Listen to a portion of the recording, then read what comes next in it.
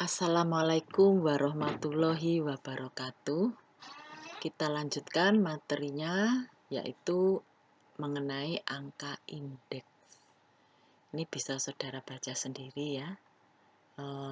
Pengertian dari angka indeks adalah angka perbandingan yang perubahan relatifnya dinyatakan dalam bentuk persentase terhadap yang lain, atau angka yang dipakai sebagai alat perbandingan dua atau lebih kegiatan yang sama untuk kurun waktu yang berbeda.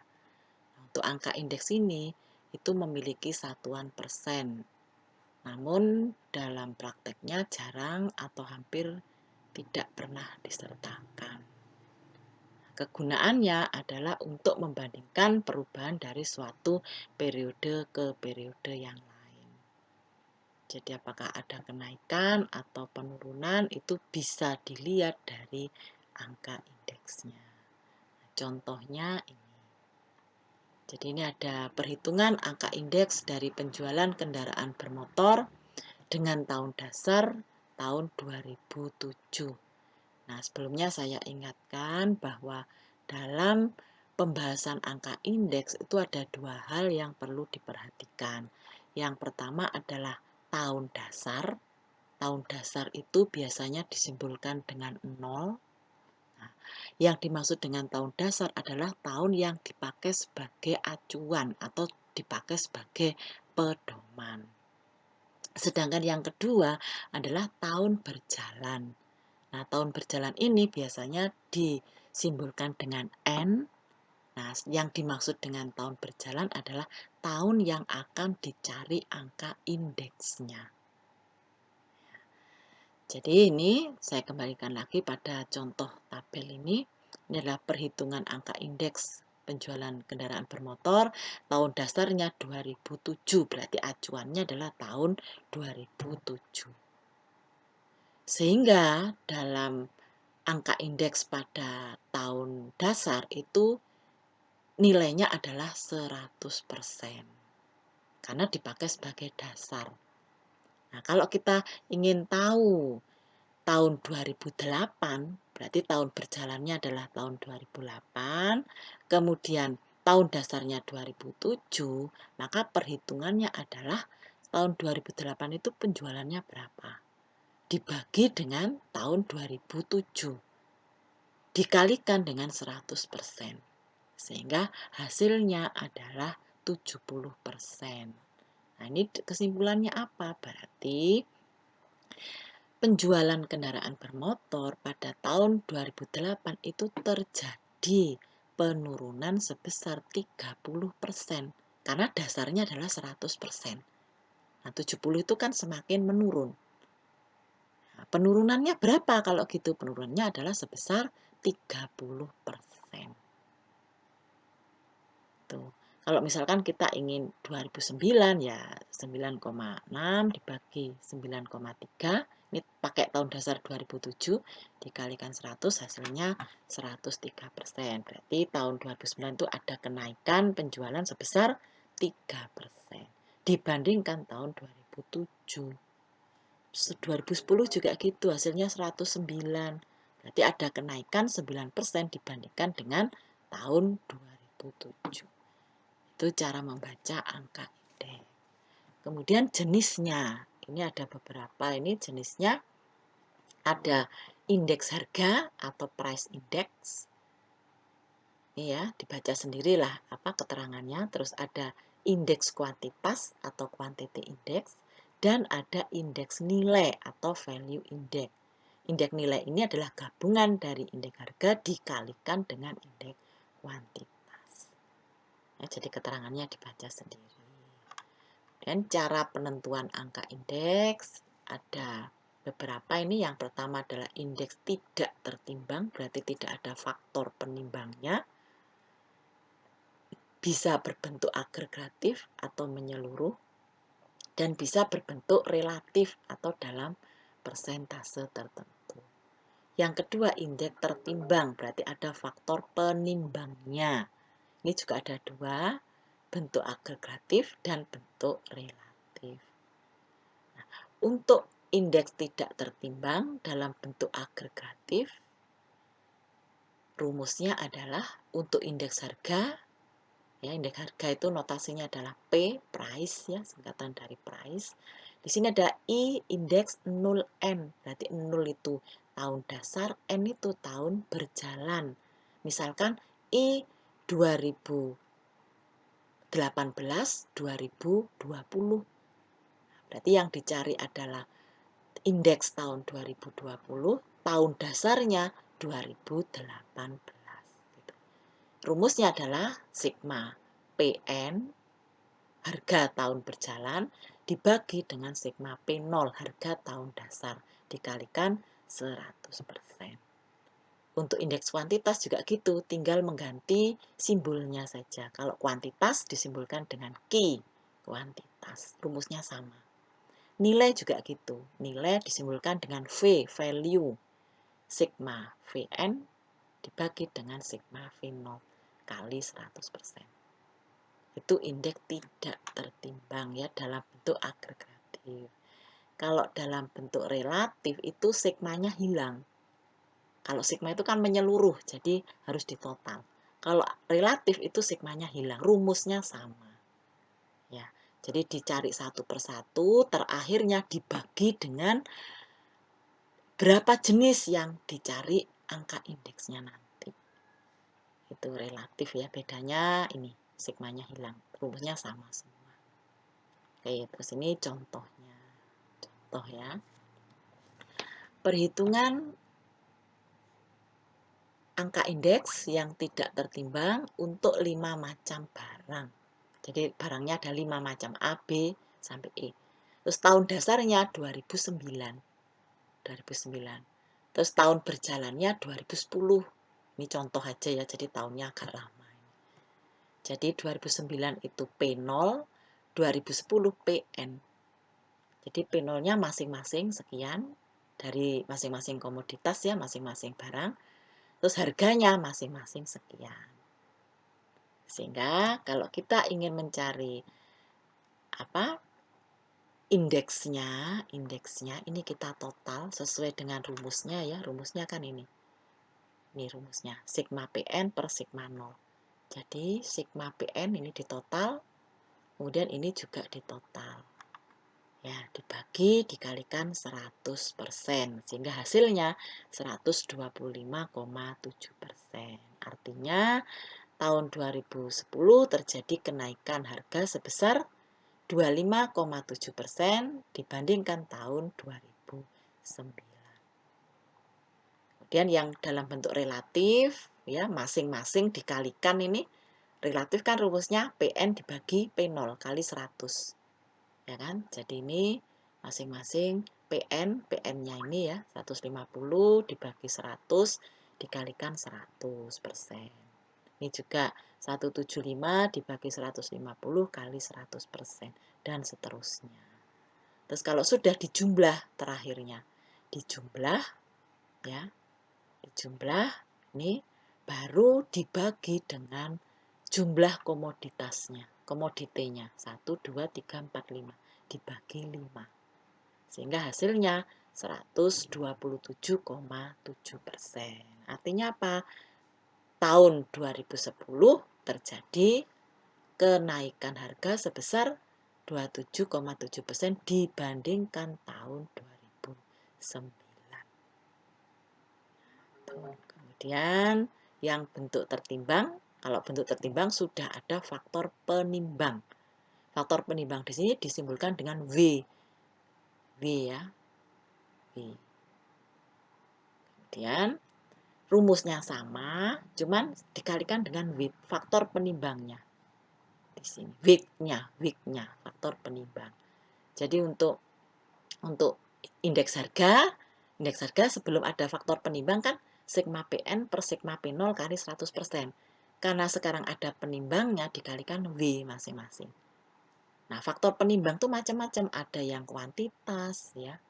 Ada yang harga, ada yang sesuai dengan sesuai dengan peringkatnya, itu W-nya. Nah, ini contohnya. Misalkan harganya ya, harga tahun 2009 dan 2010. 2009 ini tahun dasar, 2010 tahun yang dicari indeksnya. Jadi ini tahun berjalannya. Masing-masing W-nya sekian. Nah, berarti untuk memenuhi kebutuhan rumus, masing-masing dikalikan dengan W. Jadi P0 kali W, ini ya. Terus ini PN kali W, PN kali W ini hasilnya. Hasilnya. Kemudian setelah itu dimasukkan ke rumus ini. Jadi sigma PN kali W ini 7875 dibagi dengan sigma P0 kali W 6350 kali 100%, hasilnya 124,02%. Sehingga kesimpulannya tahun 2010 terjadi kenaikan harga sebesar 24,02% dibandingkan dengan tahun 2009. Tuh. Bentuk relatif juga gitu. Bentuk relatif, rumusnya sama. Asalnya kan rumusnya PN per P0 kali 100%. Itu sekarang dikalikan dengan W. Ada widths-nya. Terus pembaginya yang tadinya jumlah barang, sekarang diganti dengan jumlah bobotnya, jumlah penimbangnya. Jadi ini hasilnya, ya hasilnya harga relatif kali W, jadi PN per P0 kali 100% ya, dikalikan dengan 9. Hasilnya ini sudah jadi, Jadi harga relatifnya dikalikan dengan W. Jadi kemudian apa di total? Di total di sini dimasukkan ke rumus. Rumusnya kan ini rumusnya. Ya, rumusnya ini. Jadi ini asalnya dari sini, PN per P0 kali 100%. Ya. Dikalikan dengan W, dikalikan 9. Hasilnya 1350 dan seterusnya. Disesuaikan dengan rumus ini, terus dimasukkan ke sini rumusnya. Ini ya. 39 dibagi 39 hasilnya 126,3%. Berarti terjadi kenaikan harga tahun 2010 terjadi kenaikan harga sebesar 26,3% dibandingkan dengan tahun 2009. Kemudian untuk metode yang tertimbang, ya kan ini indeks tertimbang. Jadi indeks tertimbang metodenya itu ada beberapa di sini. Jadi untuk mencari faktor penimbangnya ada beberapa metode. Pertama, metode Las-Peyres. Kalau metode Las-Peyres itu faktor penimbangnya adalah kuantitas dasar atau Q0. Sehingga semuanya dikalikan dengan Q0. Ya. Dikalikan 100%. Contohnya ini. Misalkan harga tahun 2009 ya. Terus ini harga tahun 2010, jadi ini P0, ini PN. Terus ini kuantitas tahun 2009, ini Q0, ini kuantitas tahun 2010, ini Qn. Ya. Karena Las-Peyres ini penimbangnya adalah Q0 atau kuantitas tahun dasar, berarti semuanya dikalikan yang ini. Yang ini. Ya. Jadi di sini butuh apa rumus itu? PN kali Q0, PN kali Q0. Jadi PN-nya ini dikalikan Q0. 200 kali 2, 400. 70 kali 3, 210 dan seterusnya. Kemudian perlu P0 kali Q0, P0 kali Q0. P0-nya ini, Q0-nya ini. Jadi 60 kali 2, 120. 30 kali 3, 90 dan seterusnya. Terus dijumlah. Kemudian setelah itu dibagi sesuai dengan rumusnya ini. Ya.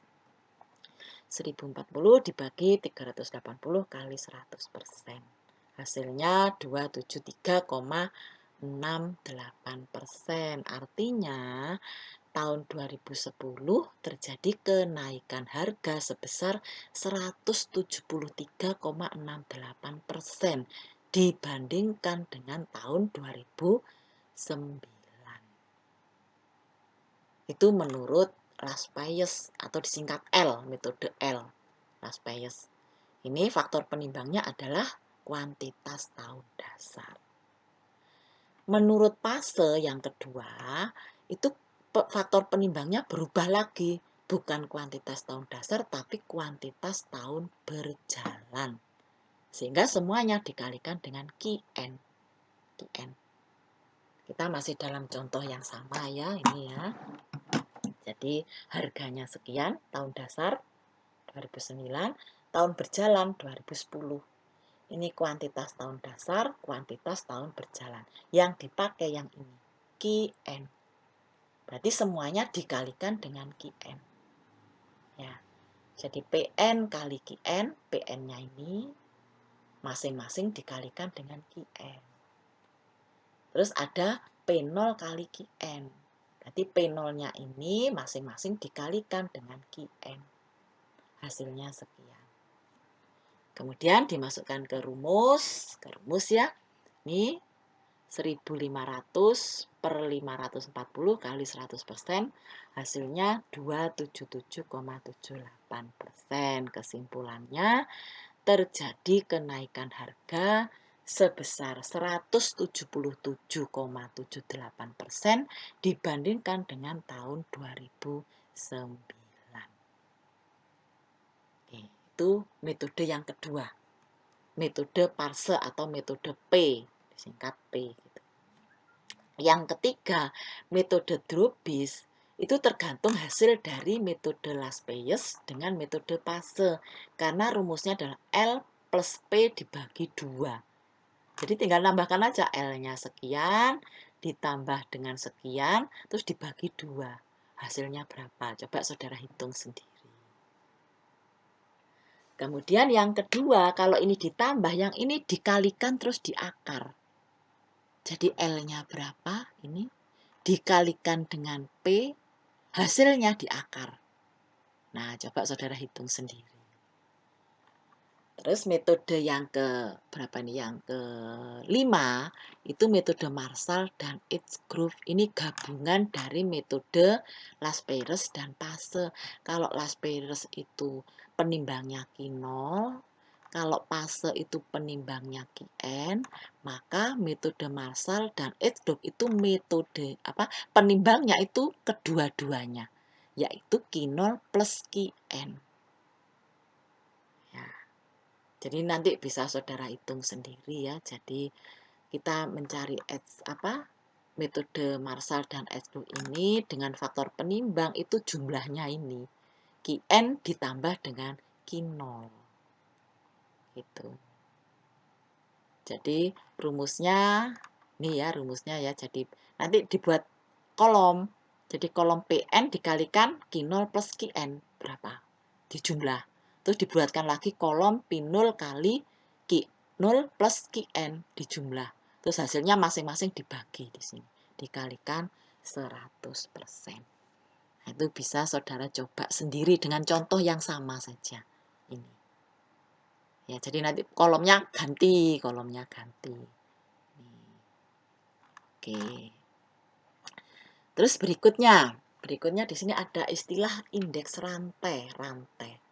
Yang dimaksud dengan indeks rantai adalah angka indeks yang menggunakan tahun dasar 1 tahun sebelum tahun yang dihitung indeksnya. Misalkan kita ingin menghitung angka indeks tahun 2020, berarti tahun dasarnya adalah tahun 2019.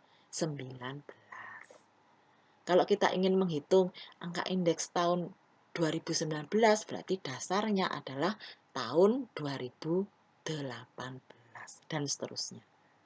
Gitu. Contohnya ini. Jadi tahun 2007 harganya sekian, angka indeksnya kalau pakai rantai karena tahun 2006 tidak diketahui ya dianggap aja tahun dasarnya itu tahun 2007 sama. Karena tidak diketahui 2006. Terus kalau 2008 berarti angka indeksnya 2007. Jadi 100 dibagi 50 kalikan 100. Tahun 2009, tahun 2008. 150 dibagi 100 kali 100. 2010 dasarnya 2009. 200 per 150 kali 100. Itu indeks rantai. Ya, indeks rantai. Kemudian berikutnya, kalau misalkan kita ingin merubah tahun dasar, bagaimana caranya? Ya, misalkan di sini, merubah tahun dasar atau periode dasar. Perubahan tahun dasar dari 2005 menjadi 2008. Jadi ini adalah angka indeks kalau menggunakan tahun dasar 2005. Sehingga tahun 2005 itu angka indeksnya 100. 2006, 7, 8, 9, 10. Nah, sekarang yang tahun dasarnya 2005 ini kita ganti jadi 2008. Berarti tahun dasarnya itu adalah 2008. 2008 mana ini? 250. Semuanya dibagi dengan 250. Kalau misalkan angka indeksnya ini diganti tahun dasarnya tahun 2009, berarti semuanya dibagi dengan 300 dan seterusnya. Ini kan 2008. Jadi semuanya dibagi dengan 250. 100 bagi 250 kali 100. 110 dibagi 250 kali 100. 175 dibagi 250 kali 100. Nah, otomatis tahun yang dipakai sebagai dasar itu nilainya 100. Kenapa? Karena dibagi dengan sama antara pembilang dan penyebutnya. 250 per 250 kali 100. Ini ya, dan seterusnya. Itu cara merubah tahun dasar. Oke, jadi ini mungkin perlu sedikit latihan lah. Kemudian yang terakhir, angka indeks itu untuk proses deflasi. Proses deflasi yang dimaksudkan adalah untuk mengurangi pengaruh perubahan harga. Jadi ini berkaitan dengan daya beli. Jadi kalau indeks harganya itu semakin naik, berarti daya belinya itu semakin turun. Dan sebaliknya, kalau indeks harganya semakin turun, daya belinya akan semakin naik. Kemudian di sini ada istilah upah real. Upah real itu upah yang sudah memperhitungkan indeks harga. Kalau upah nominal itu belum. Upah nominal itu ya upah yang tercantum di situ. Misalkan gaji kita tahun 2020 itu 1 juta. Berarti ya itu yang dimaksud dengan upah nominal. Belum memperhitungkan indeks harga. Nah, upah nominal naik, belum tentu upah real ikut naik. Mungkin turun. Karena apa? Karena indeks harganya semakin naik. Tuh. Jadi ini ya rumus untuk mencari upah real adalah upah nominal dibagi dengan indeks harga kali 100. Ini contohnya. Contoh ya. Perhitungan upah real tahun dasarnya 2010. Oh sorry, bukan 2010, ini 2011. Salah ya, ini 2011. Tahun dasarnya 2011. Ya, tahun dasarnya 2011. Jadi ini upah per bulan dalam ribuan, mungkin ini per minggu atau per hari gitu ya, ini contoh saja lah. Contoh saja. Ini upah per bulan ya, upah per bulan sekian. Ini disebut dengan upah nominal karena belum memperhitungkan indeks harga. Nah, upah nominal mulai dari tahun 2011 sampai 2016 ya. Ini contoh aja ya, jadi tidak mungkin lah upah per bulan itu sekian. Jadi ini contoh aja. Itu kelihatannya naik di sini. 55, 57, 59 kelihatannya naik. Tapi upah realnya secara real ini belum tentu naik. Mungkin justru akan turun. Kenapa? Kita lihat indeks harganya. Kalau indeks harganya itu semakin naik, maka upah realnya itu akan semakin turun. Kecuali kenaikannya itu sangat besar. Jadi kita lihat aja di sini. Ini upah per bulan sekian, dari tahun ke tahun ya, sekian. Ini nominal, terus indeks harganya sekian, dari tahun ke tahun. Ini tahun dasarnya 2011. Ya. Sehingga upah realnya kita masukkan ke rumus ini. Upah nominal dibagi dengan indeks harga dikalikan 100. Nah, karena yang dipakai dasar itu tahun 2011, otomatis upah real itu sama dengan upah nominal. Ya kan? 55.000 dibagi 100 kali 100 kan sama, 55.000. Terus kita lihat tahun 2012. Tahun 2012 itu upah nominalnya 57.000 dibagi dengan indeksnya 120 kali 100. Hasilnya 47.500. Berarti turun kan realnya? Ya, di sini kelihatannya naik, tapi ternyata malah turun. Demikian juga dengan tahun 2013. Upah realnya berapa kalau nominalnya sekian dengan indeks harga sekian? Kita masukkan ke rumus. Upah nominalnya 59.800 dibagi dengan 130 dikalikan 100. Hasilnya 46.000. Justru tambah turun. Dan seterusnya sampai bawah. Ya, bisa dipelajari sendiri lah. Bisa dipelajari sendiri. Oke. Kemudian, untuk perhitungan angka indeks sudah selesai. Kita mencoba untuk mengerjakan soal. Untuk soal nomor 1, 2, saya kira teori lah ya. Ini teori saudara pasti bisa kalau saudara sudah bisa sudah membaca teorinya. Sekarang dicoba yang nomor 3. Coba saudara kerjakan. Nomor 3 ya. Dikerjakan sementara tidak usah dikumpulkan dulu, dikerjakan dulu saja. Nanti hasilnya bagaimana. Oke ya. Jadi ini hampir sama dengan contoh yang terakhir. Jadi ini sekali lagi tidak usah dikumpulkan, dikerjakan sebagai latihan.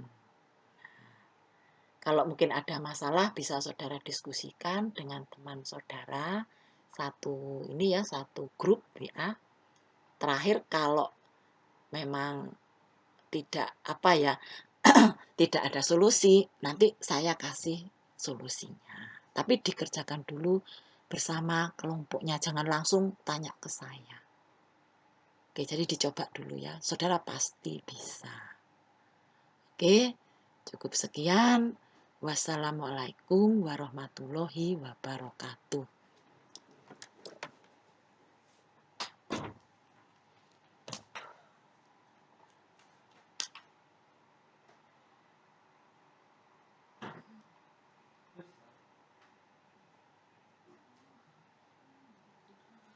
Oh, kok ini di-cut loh.